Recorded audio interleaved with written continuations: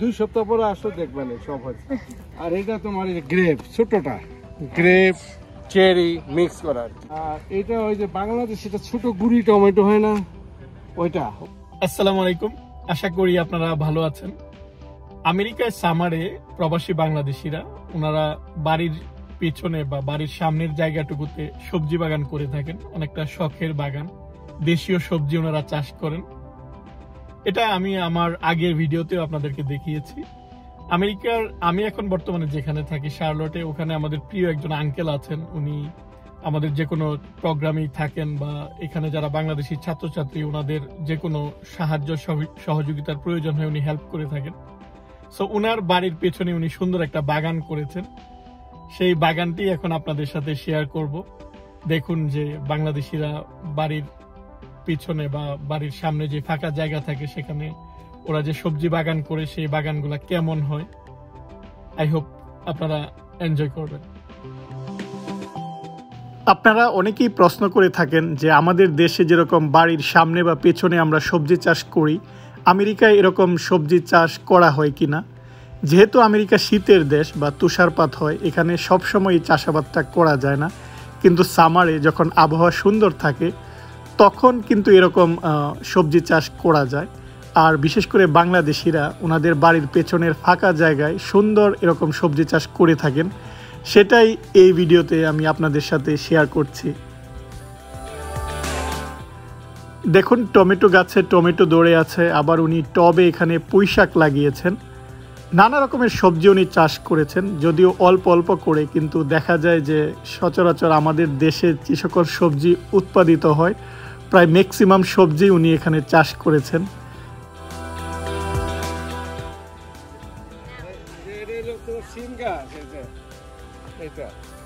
সিম হয়েছে কিছু, এই যেটা হইতেছে ওই যে হইতেছে ওই যে হইতেছে ওই পাশে করলা, ওইটা ঢাকায় উঠে যাবে। ঢাকায় যে ফুল আইসা গেছে, শুরু হয়েছে মনে হয় না, এটা কেমন আগামী সপ্তাহে ফুল মনে করো যে ভরে দেবে। এই যে হইতেছে।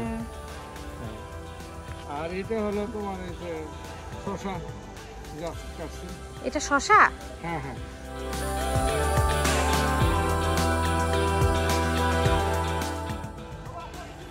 ধরছে তো শসা। হ্যাঁ, এটা ড্রাগনের ড্রাগন শসা। এই যে উঠাও, এটা ড্রাগন শসা, এটা ভালো নতুন জাতের, দেখা যায়। হ্যাঁ, খুব সুন্দর। এগুলো বিন, এটা বিন হয়েছে তো। আর ওই যে লাল শাক বুনছিলাম আমাদের মানে দানা রাখাচ্ছে আর কি, ঝাড়া সেটা। এটা হলো ঝিঙ্গা, ওই পাশে যে ইয়েলো ফুল, হ্যাঁ এটা ঝিঙ্গা। এটা সবই তো ফুল ধরছে আঙ্কেল, তার মানে সবই হবে তাই না? হ্যাঁ না, সবই এনে অনেক ঢেঁড়স মানে খাইয়া শেষ করে না, আমি দেবো তোমাকে। এই যে এটা ঢেঁড়স ফুল এসে গেছে, ঢেঁড়স গাছ সব ফুল এসে গেছে।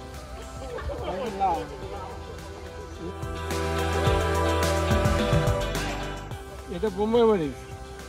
ও, মরিচের অনেক জাত তো মনে হচ্ছে। এটা বিভিন্ন রকমের আছে। ওইটা চাল কুমড়া, চাল কুমড়া। এটা লাউ। লাউ, ওই যে লাউ, ওই যে লাউ হইতেছে, ওই যে ফুল। হ্যাঁ হ্যাঁ, পাতাগুলো কি সুন্দর বড় বড় হয়েছে। না গরমে মাইরা ফেলে। আসো এইদিকে, টমেটো হইতে হবে। এগুলি বিভিন্ন রকমের মরিচ আছে। কিছু কিছু মাথার মধ্যে মরিচ হয়েছে। হয়েছে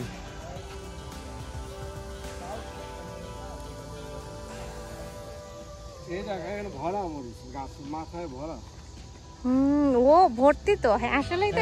এটা থাইল্যান্ডের, এটা এই যে এটা ভর্তি, এটা থাইল্যান্ডের। এটা আমেরিকান, এটা আমেরিকান, ক্যালিফোর্নিয়ার।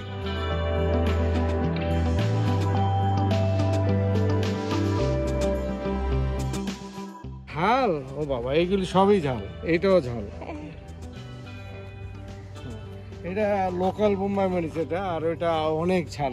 ওই যে ওইটা তো অনেক বড় বড় মরিচ ধরছে যেগুলাতে। হ্যাঁ, ওইটা হলো বানানা মরিচ। এটা ক্যাপসিকামও তো ধরছে মনে হচ্ছে। এটা কি ক্যাপসিকাম না? ওইটা হলো তোমার এই যে মেক্সিকান হালাপিনো।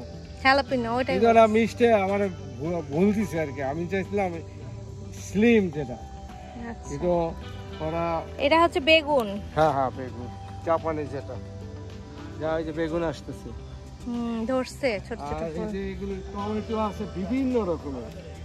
এটা হলো তোমার বিগ বয়, এই 3 লাইন বিগ বয়, ঠিক আছে?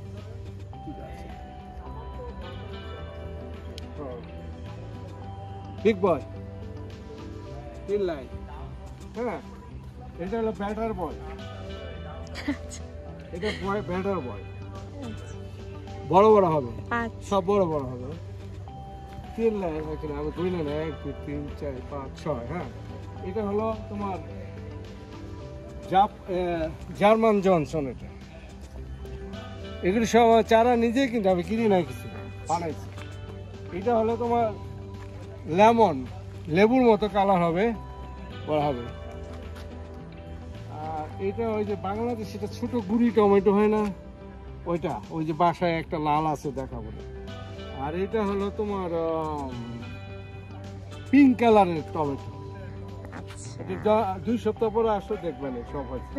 আর এটা তোমার গ্রেপ, ছোটটা গ্রেপ চেরি মিক্স করা আর কি। আর ওই পাশে আছে, ওখানে আছে আবার কিছু গাছ। টমেটো উঠাইছো? হ্যাঁ টমেটো। ওই যে টমেটো, অনেক টমেটো।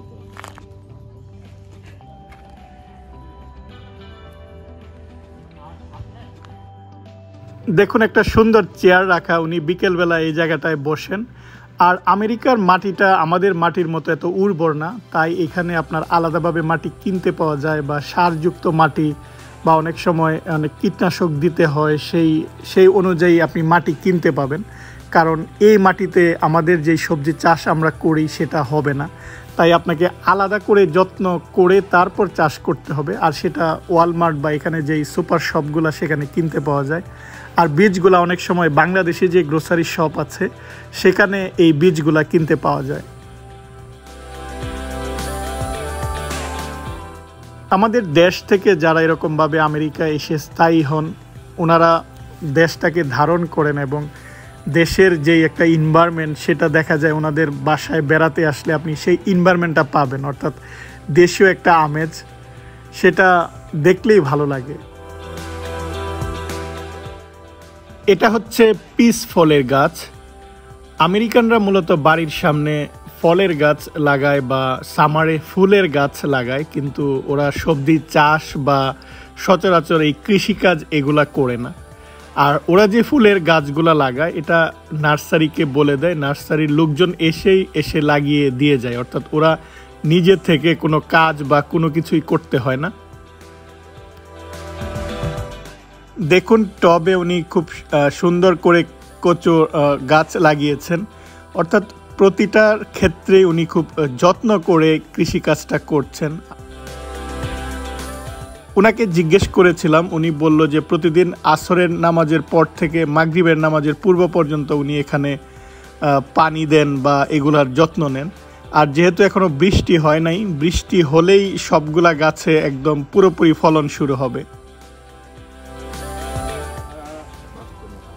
এটা বোম্বাই মরিচ আর কি, ওটা পেঁয়াজ রসুন আছে, আর বিভিন্ন মিক্স টমেটো। আমার কিছু এক্সট্রা গাছ ছিল আর টমেটোর মধ্যে দিয়ে দিচ্ছি। সামনে যে ফুলের বাগান, ওটা আমার ঠান্ডা করে কেটে কেটে লাগাই।